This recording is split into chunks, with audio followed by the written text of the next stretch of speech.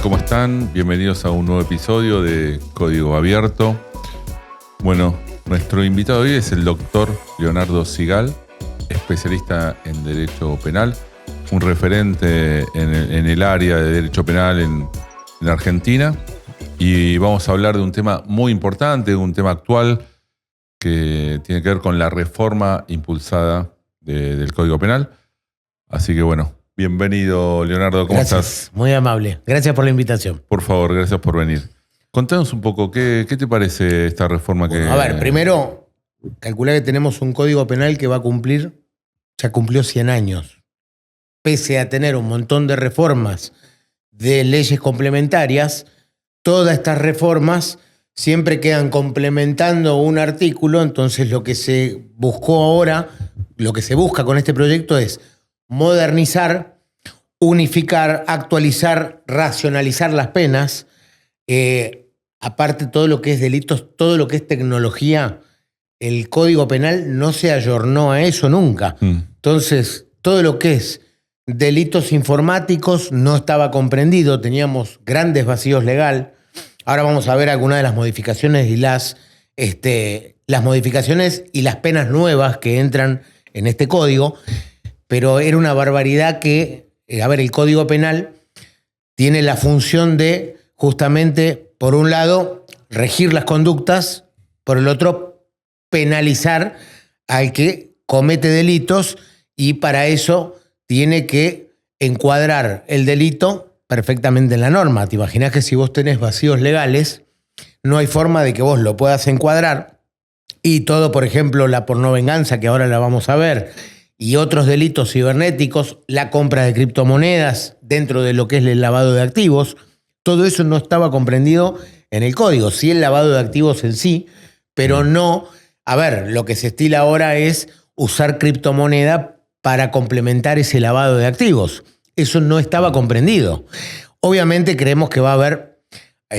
no sabemos qué van a votar, que no, obviamente tiene que pasar primero por las comisiones, después por el recinto, después de la Cámara Baja a la Alta. Lo mismo pasa por las comisiones, tienen que votar los senadores y después promulgarse la ley. Obviamente esto va a llevar muchísimo tiempo y tenemos que ver cómo queda dictado el código, porque va a haber obviamente también mucha reticencia a las modificaciones. Calculá que un código penal toca muchos intereses. Claro. Y empieza a funcionar el lobby respecto de las modificaciones que se quieren hacer. Pero realmente esto era una deuda pendiente. Ya lo había intentado hacer Macri en su momento cuando fue presidente, no lo logró. Ahora yo estimo que con la cantidad de diputados que tiene el presidente Milei, podría llegar a promulgarse y por fin modificar el código, porque es realmente necesario. Bien, Leonardo, tengo una pregunta. De todas las modificaciones propuestas, ¿cuál considerás más sustancial o más relevante? Mira, la que a mí más me preocupa es... por un lado creo que es un gran avance, que es la ley de eutanasia. Bien. La persona enferma que no tiene, ya que por una declaración médica diga fehacientemente que esa persona no tiene cura y tiene un padecimiento y un sufrimiento excesivo, lo que se plantea ahora es aprobar la eutanasia y ante un conocimiento informado, con el consentimiento del paciente, de su familia y un dictamen médico, pueda aplicarse, la autonomía de la voluntad. La persona que está enferma, que sabe que tiene una enfermedad que no es reversible y que está sufriendo por demás, que pueda tomar por sí misma la determinación de terminar con su vida sin que se interprete como un suicidio. Bien. La Argentina en este momento tiene en la práctica aprobado lo que se denomina la odontonasia, que es cuando una persona está enferma, no seguir administrándole medicamentos para estirar su sufrimiento. Entonces es como cuando uno me pasó en carne propia con mi madre, que tuve que firmar ante el médico que no la revivieran en caso de un paro cardíaco por el avance del cáncer. Eso en la Argentina está comprendido. El tema es entre la distanasia se denomina cuando el médico sigue administrando medicación y tratamiento y se sigue padeciendo y estirando ese sufrimiento que tiene esa persona. Claro, alargan el sufrimiento. Entonces, exactamente, de los enfermos, esa ¿no? distanasia es llevarla a la eutanasia. La eutanasia y la muerte asistida, hay que hacer una diferencia. La muerte asistida es cuando el médico le proporciona a ese paciente que sufre una medicación que va a terminar con su vida y él se la autoadministra. Y la eutanasia justamente es cuando el médico es el que hace el procedimiento e inyecta esa medicación letal, que lo que va a hacer es terminar ese padecimiento de esa persona. Claro. A mí lo que me preocupa, que no está mencionado en el proyecto, es el tema que esto debe hacerse de forma sumarísima. Esto quiere decir, porque si vamos a estar, cuando una persona hace el planteo judicial que quiere terminar con su vida y después por un tema burocrático, como pasa en la Argentina con todo, vamos a estar dando vueltas 3 meses para que esa persona pueda tomar esa decisión y sea legal y no le haga una carga criminal médicos, ¿no? a la Claro. familia, Sí. porque obviamente, a ver, la asistencia a un suicidio está penado, hasta hoy estaría penado si la familia colabora o ayuda para asistir a esa persona que quiere terminar con su vida, termina con un homicidio y sigue siendo un homicidio. Entonces, ante este cambio y promulgar la ley de eutanasia, permitiría tanto la muerte asistida del paciente que toma la determinación, el médico le proporciona eso y él la ingiere cuando él quiere bajo la autonomía de la voluntad, o bajo la autonomía de la voluntad que la persona diga, yo quiero que el médico me inyecte una medicación letal y no quiero sufrir más, esto sea posible y no sea punible. Me parece que es una de las grandes modificaciones del código Muy bueno. por la cantidad de gente que hay en esta situación, porque es terrible. Hay gente que está hace 8, 10 años en coma, que obviamente, a ver, yo lo hablaba esto porque me asesoré con los médicos. Me decían, una persona que está en terapia intensiva, que estuvo 3 meses en terapia intensiva, requiere de 6 meses para activar el nivel muscular de vuelta. O sea, siempre duplica el término de, para poder levantarse de esa cama, va a duplicar el tiempo que estuvo en terapia. Entonces, una persona que estuvo 8 años, 10 años en ese estado, es casi imposible volverla a poner de pie. Entonces, si la persona no tiene la lucidez, el discernimiento, intención y libertad para tomar esa decisión, que lo pueda hacer la familia de desconectarlo en esos casos, Claro. sin entrar en el homicidio. Entonces me parece que de las modificaciones es una de las más importantes. Bien. Después hay un montón. A ver, lo que se termina también es con esta puerta giratoria de que se le da domiciliarias a cualquiera y la asistida, que cuando está terminando la condena, la prisión asistida, la prisión domiciliaria, la condicional, no, o sea, ahora con la modificación y el agravamiento de penas, lo que hace es darle más libertad al juez para que el juez tome la decisión a quién le da esa domiciliaria, esa condicional o esa asistida, a quién se la da. Y obviamente hay delitos, por ejemplo, la conducción imprudente, que no puede ser que un homicidio culposo, a ver, expliquemos lo que es culposo y doloso para que la gente lo entienda. La mayoría de los delitos son dolosos porque requiere la intención del autor de cometer eso, como es el hurto, el robo y un montón de delitos del código. El culposo es cuando no hay intención, pero se comete el daño o la muerte igual. En la Argentina, una persona que mata, con la legislación de hoy, mata en un accidente, se fuga del lugar, no le da asistencia a la víctima, no se presenta en la comisaría, lo tienen que ir a buscar, después termina con una domiciliaria, como pasa con la chica esta que mató a un motociclista y se le dio la domiciliaria. Claro. Y en esto se agrava la pena, que cuando la conducción es imprudente o no asistió a la persona después del accidente, que es lo que tiene que hacer cualquiera. A ver, tuviste un accidente, nadie está exento. ¿Podés matar a una persona? Sí, la podés matar. Perfecto, pero lo que tenés que hacer es parar el auto, asistirla, pedirle la ambulancia y quedarte en el lugar del hecho. Claro. Entonces, ante la falta de esto, le da un margen al juez para que el juez te deje detenido.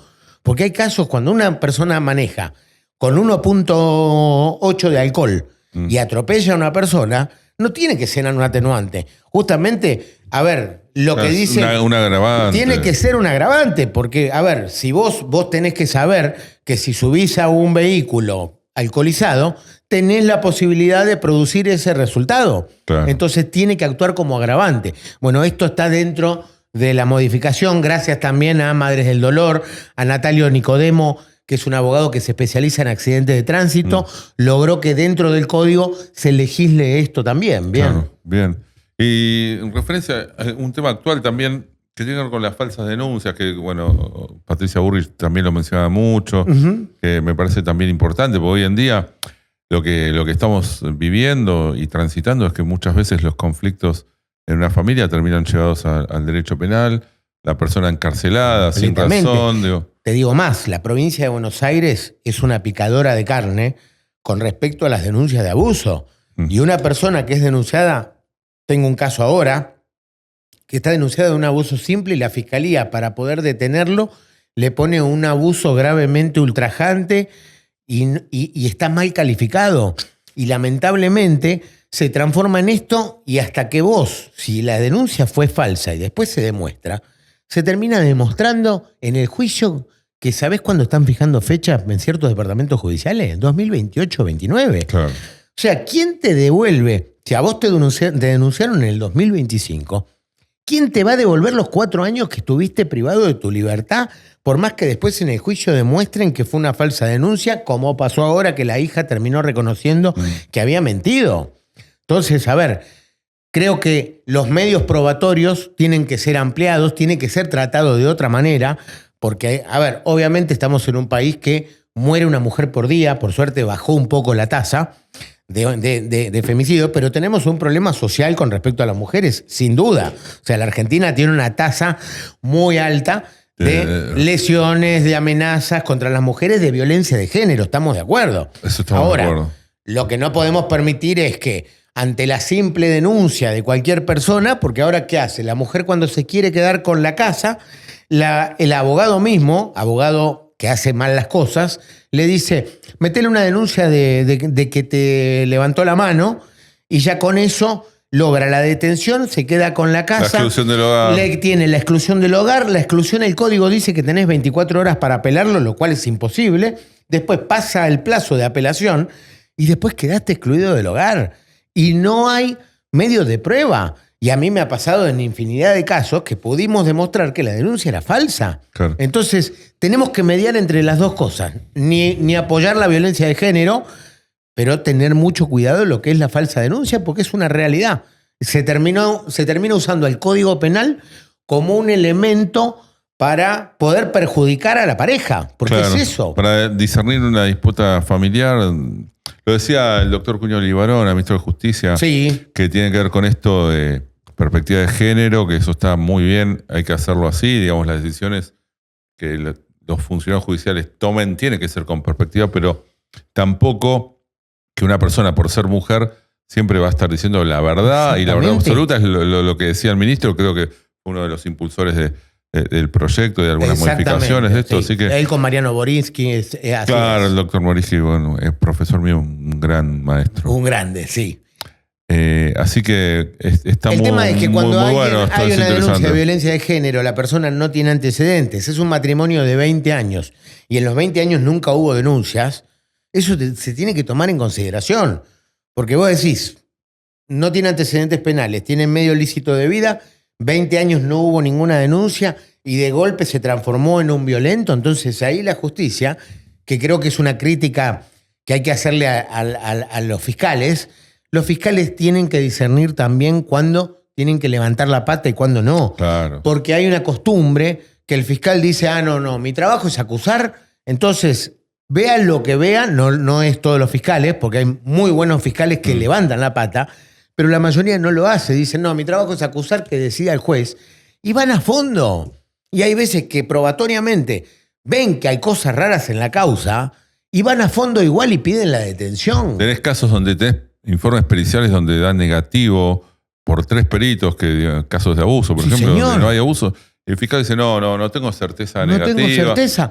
Y es más, se ha dado la costumbre que cuando hacían, yo he escuchado, he leído informes de peritos decir extremadamente peligroso, y el hecho que relata la víctima fue una amenaza.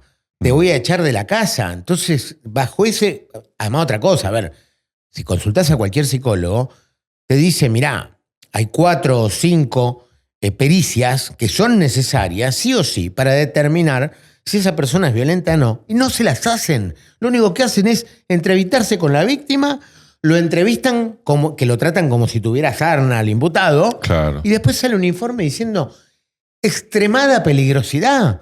Y uno, el psicólogo, le tiene que decir, pero ¿de dónde sacaste eso? ¿Cómo llegaste a esa conclusión fáctica, técnica? Bien. En el Departamento Judicial de La Matanza, donde vos me dijiste que tenés actividad también, Sí. hay una persona detenida de la Fuerza de Seguridad, un caso de violencia de género, una discusión donde no hubo violencia. Lo acusan por lesiones, 2 moretones en los brazos a la mujer. No había antecedentes de lesiones ni de ningún tipo. Esa persona está presa hace 6 meses Es una locura. por 2 moretones. Ni siquiera la morigeración, es decir, una domiciliaria. Claro, porque bueno, para en esos asistirlo casos... sin antecedentes, sin ningún tipo de cuestión. Y la persona, o sea, tiene que ir a juicio porque dice, no, firmó un abreviado, Claro. aceptar responsabilidad, te vas a tu casa. Pero ¿por Pero, qué voy a ver, aceptar algo? Hay algo que es claro en el derecho penal. A veces firmar un abreviado no es aceptar la culpabilidad. A ver, esto es sencillo. Si vos tenés un imputado que le lograste la prisión domiciliaria y vos sabés que el juicio va a ser en el 2028, como está fijando el departamento de Mercedes, hoy está fijando 2028/2029 para un juicio oral. Entonces, en ese caso, a veces como abogado nosotros le decimos, mirá, no te conviene ir a juicio porque va a quedar con su vida pausada 4 años, y cuando podés firmar un abreviado por la mínima que de la domiciliaria sale en libertad, porque esa persona tiene que trabajar. Claro. Entonces, hay veces que nosotros le decimos, mira, la forma más rápida que vos puedas volver a tu vida es firmar un abreviado. Pero en el caso de al ser personal de la Fuerza de Seguridad, Sí, termina fuera de la fuerza, entonces ese es el por problema. eso tiene que ir al juicio oral para que se Exactamente. determine su inocencia. Claro, el problema es que le empiezan a pagar después de un tiempo el 50%, Sí, claro. y después directamente le sacan el sueldo. O Entonces, de entrada. o lo se le ponen saca en disponibilidad. de entrada. Entonces lo dejan en una situación muy frágil. Entonces, esas cosas hay que tener cuidado, y después se termina transformando en una moda, porque sale en la tele que una hizo una denuncia y dice, yo voy a hacer lo mismo, así me saco a este de encima. Claro. Y después terminan desapoderándolo de la casa, perdió el trabajo. Entonces las consecuencias son gravísimas. Una cosa es endurecer el Código Penal, que está perfecto, pero no tiene que modificar tampoco el indubio pro reo. Claro. O sea, la duda favorece al reo. Una persona que no tiene antecedentes, que no hay peligro de fuga o de entorpecer el proceso, tiene que tener una medida menos lesiva según la pena. En este caso que te cuento, la víctima declaró, se presentó y dijo, no, a mí no me lesionó. Y no le creen. No dice se la que toman. Es un periodo Bueno, de retractación. yo- 2 veces pide. Bueno, la misma ley de violencia de género dice... En La Matanza estoy hablando. Sí, la verdad sí, es- pero en toda es la tremendo. provincia de Buenos Aires la ley de violencia de género dice que después la víctima va a querer ir a retractarse o retirar la denuncia, y la misma ley dice que no se puede. Ahora, una cosa es que no se pueda y otra es el derecho de la víctima a ser escuchada. Y creo que el ser escuchada es también cuando se equivocó o agrandó el problema en un momento de bronca. Claro, exactamente. Y después poder decir, no, mire, la verdad no fue lo que pasó. Yo he llegado a hacer un acta ante escribano y presentársela ante escribano a la fiscalía, porque como no me tomaban, cuando yo le solicitaba, le tomen nuevamente declaración a la víctima y te decían que no, entonces, ¿qué hice? Me fui a un escribano, le hice certificar sus dichos y lo presenté en el SIM. Y después, cuando se elevaba a juicio, lo miraron y decían, no puedo creer esto. No, pero es realmente... increíble. La persona esta la amenazaron a la víctima. Sí, Con pero- meterla presa. O sea, Sí, sí, más sí, sí, revictimización si usted dice- que eso. A ver, y hay una realidad. Yo se lo dije a una mujer que decía, mirá, la verdad, yo me enojé en el momento, dije algo que no ocurrió, es culpa mía. Y le dije, y bueno, andá a decirlo porque de última es una falsa denuncia y preso vos no te van a meter. ¿Entendés? Claro. Pero realmente, a ver, el derecho se basa en el sentido común. Entonces la justicia también se tiene que basar en el sentido común. Y en el indubio pro reo. Y en el indubio pro reo ante el caso, ¿no? Ahora tenemos un caso de homicidio. No. Un homicidio agravado. Bueno, obviamente la pena en expectativa es alta, entonces el fiscal dice, se va a fugar en caso de que le den un beneficio, se va a fugar. Bueno, puede ser, y ahí está comprendido. Ahora, un caso no hablemos de lesiones, amenazas en contexto de violencia de género, tiene una pena mínima de 1 año. Entonces vos a esa persona no la podés tener preso 1 año para después ver a ver qué va a pasar cuando después la fecha de juicio, y esto no es culpa ni del Poder Judicial porque lamentablemente pasaron todos los departamentos judiciales por la pandemia atrasó todos esos juicios, entonces después se hizo un cuello de botella en el que todos los procesos empezaron a fijarse cada vez más tarde para poder llegar al contradictorio, al juicio. Claro, bien, bien.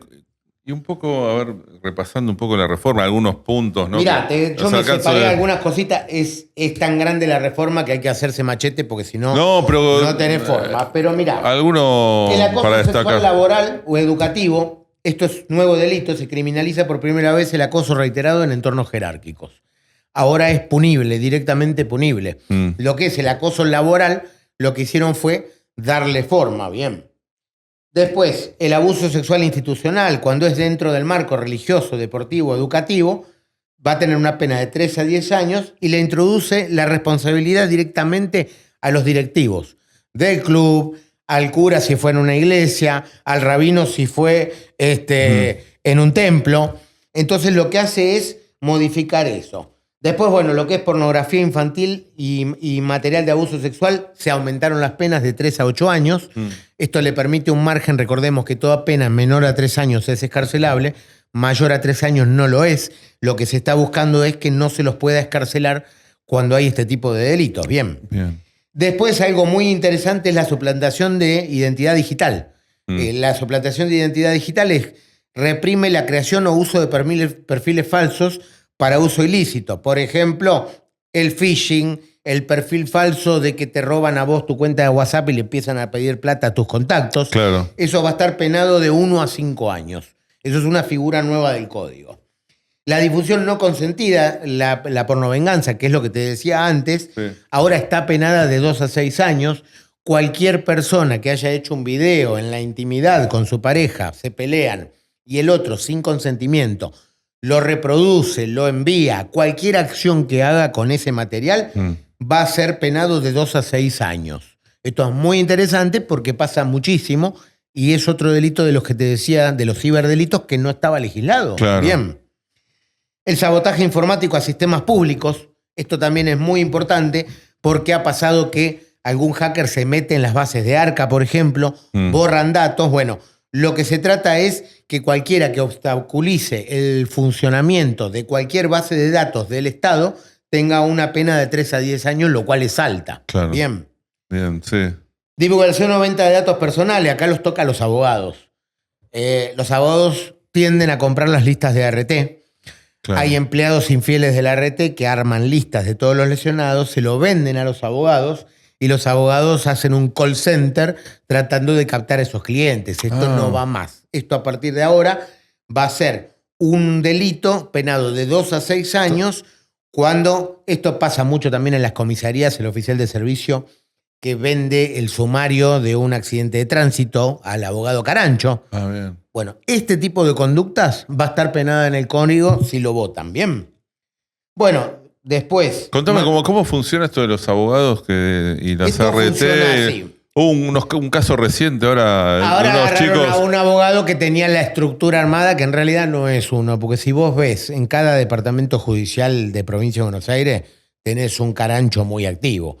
Lo que hace el carancho es, te voy a dar los caranchos chetos, estos que exactamente. Fueron, ahora seguro vamos a ver imágenes de esas personas. Hay 2 tipos de carancho. Hay un carancho que trabaja con ART. O sea, cuando un empleado se corta un dedo en una fábrica, pierde el dedo, esto se le informa automáticamente a la ART. Hay empleados de la ART que lo que hacen es configurar listas de gente que tuvo lesiones y se las vende a un abogado. El abogado las compra y no las paga nada baratas, porque una lista vale entre 3 y 5 millones de pesos.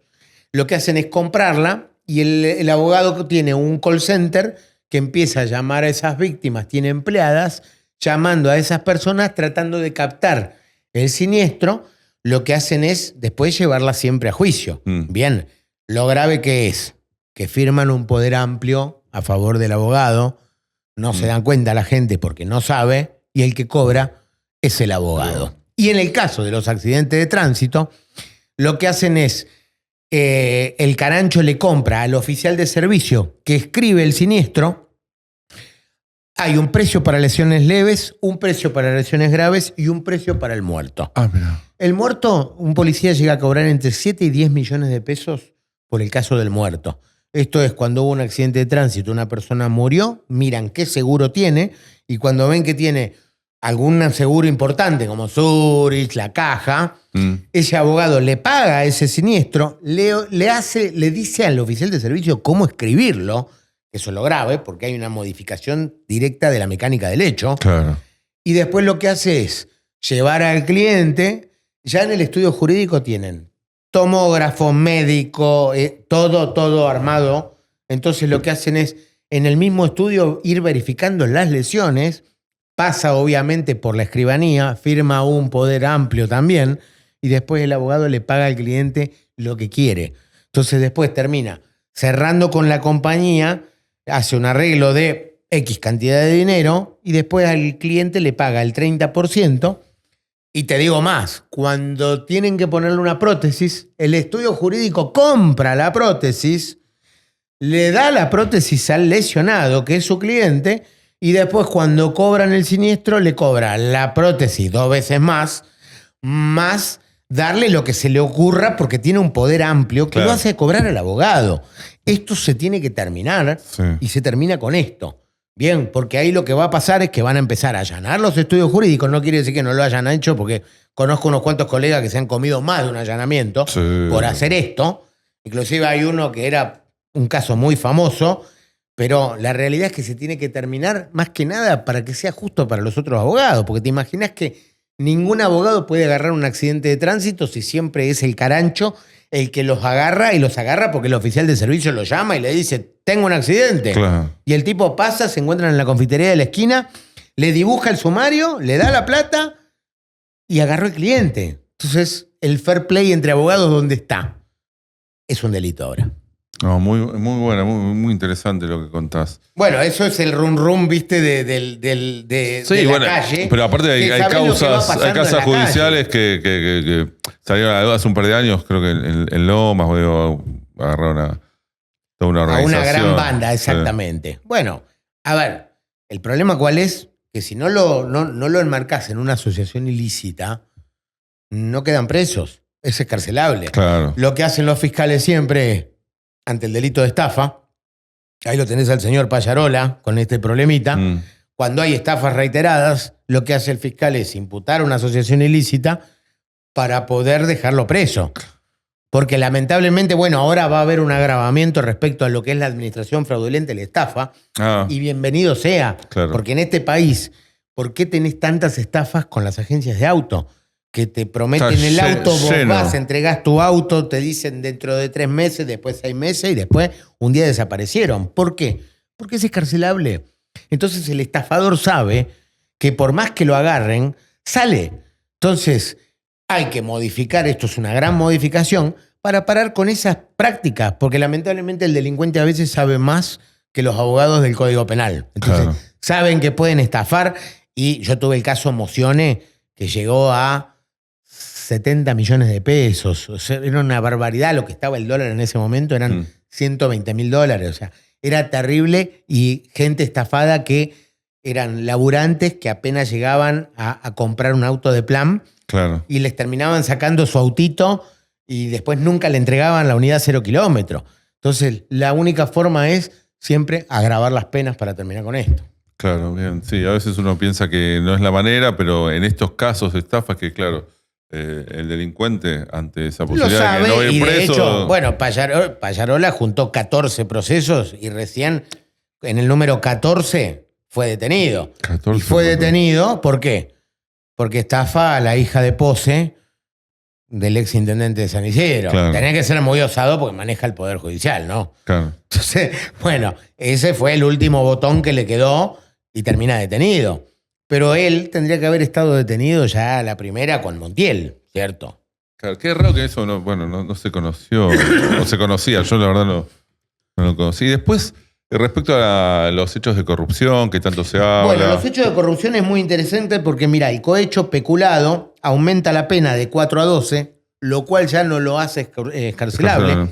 El peculado, justamente el cohecho y el peculado es cuando un privado le da a un funcionario una dádiva, una coima, a fin de obtener cierto beneficio. Bueno, esto va a estar penado de 4 a 12 años. Pero tanto o sea, porque lo importante ahí es que sea penado tanto el sujeto pasivo como el activo. Bueno, porque si no está el activo, el pasivo no va a estar. La corrupción privada ahora, el soborno entre privados, va a estar penada de 2 a 6 años, va a ser el artículo 308. De 2 a 6. De 2 a 6. Ahora, la corrupción entre privados y el cohecho, sea pasivo o activo, va a tener una responsabilidad penal absolutamente todo. Por ejemplo, el enriquecimiento ilícito aumenta de 4 a 10. El enriquecimiento ilícito ya no va a ser escarcelable. Con 4 a 10 años de pena ya es privativo de la libertad. Sí, pero a mí quería detenerme en el punto que tiene que ver con esto de tenés el funcionario público y el privado que lo coimea. Bueno, antes el funcionario público tenía menos pena que un hurto. Claro. Ahora... El funcionario público, bien, pena alta. Pero ¿qué pasa con este sujeto activo, que es el que trata de motivar con dinero? Ahora se va a combinar el artículo de corrupción privada con el cohecho y peculado, y lo que va a hacer es llevar a la cárcel tanto al que incentiva y al que intenta dar la coima, como al que la recibe. Claro, eso es... Pese a que siempre se penó al pasivo y al activo, pero siempre con penas escarcelables. Sí, claro. Entonces, a ver, no puede ser. Pero siempre el activo, sujeto activo nunca. A ver, te digo una cosa, bajo el sentido común. ¿Cómo puede ser que un hurto esté más penado que un tipo que le hace daño al Estado? No tenía lógica. Entonces, siempre tiene que estar más penado el que utiliza al Estado como herramienta para enriquecerse. Claro. Siempre. Y además muchas veces perjudicando la salud, pero siempre el termina bienestar de la perjudicando sociedad, al Estado. ¿no? A ver, yo espero que en la Argentina haya un cambio ahora, porque hay un dicho que dice: no hay nada más caro para el Estado que la falta de educación. Claro. Porque la falta de educación te va a llevar siempre a delincuencia, que es lo que pasa en la provincia de Buenos Aires.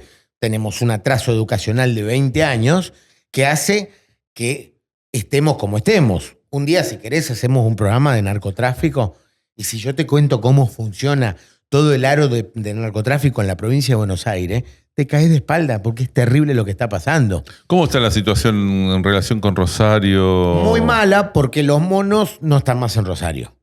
Los monos, cuando Patricia Bullrich empieza a apretar en Rosario, que hay nombramiento de nuevos jueces, que mandan las fuerzas federales, que empiezan a hacer inteligencia criminal, esto lo que logró es que ellos se vayan. ¿Y a dónde fueron? San Martín, La Matanza. ¿Por qué? Porque en San Martín y La Matanza hacen lo que quieren. Entonces tuvimos, esto en criminología se denomina la ruta de las ratas, que es cuando el narco, el delincuente, va cambiando de zona, buscando una zona más favorable a su actividad. Claro. Bueno, esto fue lo que hicieron en la provincia de Buenos Aires y puntualmente San Martín. En San Martín no se dice, pero hay 10 muertos por semana. Los 10 muertos por semana son en las villas, en Puerta 8, en la entrada de las villas, y son siempre de peleas de una banda narco con otra banda narco, y la que paga ese pato son los soldaditos. ¿Y quiénes son los soldaditos? Es ese chico que no está escolarizado, que tiene la familia descompuesta, que lo único objetivo que tiene en su vida es poder trabajar para un narco como hacen, y lo terminan matando en la esquina. Entonces, San Martín se ha transformado en un terrible zona de narcotráfico, de las más peligrosas, igual que La Matanza. Claro, La Matanza, no sé, el triple crimen ahora, lo que pasó con las chicas. Obviamente. Tremendo. Y ahí tenés un tema. Hay complicidad política, obviamente. Y policial, ni hablar. El problema que tenés que cuando descentralizaron el narcotráfico, porque, a ver, el narcotráfico es un delito federal. Pero ¿qué pasó? En la provincia de Buenos Aires se descentraliza le dan a fiscalías temáticas el narcomenudeo, y lo que hicieron con esto fue abrirles cajas negras a la policía, a las DDI y a la policía de investigaciones, para que pasen a cobrar la sucia los viernes, porque terminó en eso. ¿Y qué hay que hacer? Volver a centralizar el narcomenudeo y todo el narcotráfico y todo lo que es delito federal lo tiene que investigar Policía Federal, el DFI, que es la creación nueva ahora del gobierno, Claro. que es jóvenes universitarios, como es el FBI en Estados Unidos, que son universitarios que hacen la carrera policial orientada a investigaciones. Pero lo tienen que investigar ellos. Vos no le podés dejar abierto una caja negra, porque ¿sabés qué termina pasando? Cuando allanan, les avisan, dejan 5 papelitos, 10 pesos, un culpable, allanan y después al otro día empiezan a vender en la otra cuadra. Un chico de 20 años. Dejan a un pibe con antecedentes, le dicen tu familia va a estar bárbaro, te vamos a pagar toda la estadía, quédate. Ya saben que va el allanamiento. Entonces, eso se logró con este invento del narcomenudeo, de centralizarlo. ¿Para qué? Cuando vos en realidad tenés que hacer todo lo contrario. Bien, y obviamente me parece a mí, esto es una óptica personal, estamos muy atrasados porque lo que tenemos que hacer es lo que hizo Uruguay y otros países, hay que despenalizar la marihuana. Pues vos decís, sí, para que fumen. No. La despenalización de la marihuana tiene un gran foco, que es sacarle el negocio al narcotráfico. Claro. Si vos creás dispensarios, como tiene Uruguay, no quiere decir que vos le vas a dar a cualquiera y a todo el mundo marihuana para que fume. Quiere decir que la persona que se inscriba vas a saber cuánto consume, qué consume, quién es el que lo consume, y lo que haces es matar el negocio del narcotráfico. Le sacás el negocio a Paraguay de la marihuana que viene, que es porquería. Entonces, claro, pese a que hay un reprocam en la Argentina, yo creo que tenemos que avanzar más sobre eso, cobrar un impuesto, y ese impuesto es usarlo para pelear contra las drogas duras, claro, que no hay que legalizarlas nunca. Estamos hablando de las pastillas, el éxtasis, la cocaína, el tusi, todas esas porquerías. Vos le tenés que dar autofinanciamiento, como hizo Estados Unidos, que la DEA no solo tiene autofinanciamiento respecto de sus secuestros con la ley RICO, sino también que los dispensarios pagan impuestos también, y ese impuesto se usa para pelear contra el narcotráfico. Claro, por lo menos ahí tenés determinados los lugares donde pueden consumir, quiénes. Exactamente, y los tenés, por lo menos tenés una estadística. Y lo que dicen, vos fijate que los grandes países productores, Bolivia, Perú, Colombia, son los que más índice bajo tienen de consumo. Y ni hablar de los países de Europa, obviamente tiene que ver con la idiosincrasia y la educación, eso también. Pero a ver, Uruguay, cuando despenaliza la marihuana, no le subió la tasa de quienes fuman, de consumidores. No. Al contrario. Está de más seguridad, más orden. Está más orden. Entonces vos tenés que poner reglas, obviamente. No podés permitir que se pongan a fumar en la puerta de un colegio marihuana. Pero después, bajo el artículo 19 de la Constitución, el que pueda adquirirla, que esté registrado y la fume en su casa sin dañar al otro, ¿cuál es el problema? Si no vas a hacer que ese tipo deje de fumar marihuana por prohibírsela. Lo que pasa con el fentanilo, lo que está pasando en Estados Unidos es tremendo. Tal cual, es tremendo. Pero a ver. Que eso en algún momento, o sea, la sociedad argentina, en general en Latinoamérica. Mira, a nosotros nos termina tocando tarde o temprano, porque ahora nosotros tenemos un consumo de tusi que es terrible. Y el tusi es mezcla de anestesia para caballos con cocaína y con metadioxametanfetamina, que es con lo que producen las pastillas de éxtasis. Y toda esa mezcla con la ketamina es el mercado del Parkinson, porque esos chicos que están hoy con 18 años consumiendo tusi todos los fines de semana, dentro de 20 años los tenés hospitalizados, creando un gran gasto para el Ministerio de Salud, y con Parkinson, que es una enfermedad letal. Entonces, lo tenés que frenar. De alguna manera lo tenés que frenar. Obviamente, primero se frena con educación, eso no hay duda. Sí, la educación. O sea, siempre tiene que estar la parte prevencional y después la parte de inteligencia criminal, que no permitas que ese tusi salga a la calle. Bien. Bueno, en definitiva, ¿alguna reflexión tenés? Nada, Leonardo? yo lo único que espero que el Congreso actúe en favor de la sociedad, que sean conscientes de lo que votan y que esto no se transforme en un Boca River, hablo de la reforma del código, no se transforma en un Boca River que, por no darle la derecha al mileísmo, terminen oponiéndose y no votándolo, porque realmente en la Argentina es necesario. La situación en la Argentina respecto de seguridad y lo que es criminalística es grave. Entonces no podemos tener un código de 100 años. Tenemos que ayornarnos, tenemos que tener un código que sea funcional, racional y que ayude a la sociedad de verdad, que cumpla su objetivo. Bueno, Leonardo, muchas gracias por venir, gracias. por tu participación. Ha sido muy auspiciosa. Nos hemos enterado de las principales reformas del Código Penal. Es muy larga la reforma. Es muy larga la interesante. reforma. Nos van a mandar a todos los abogados a ese curso, porque una vez que salga vamos a tener que volver a estudiar, porque la modificación es grande y hay que volver a estudiar todo como si uno estuviera en la facultad, pero bueno. Bueno, estuvimos con el doctor Leonardo Sigal, especialista en Derecho Penal. Bueno, muchas gracias, Leonardo. A disposición, un honor. Gracias por escucharnos. Este ha sido otro episodio de Código Abierto. Muchas gracias.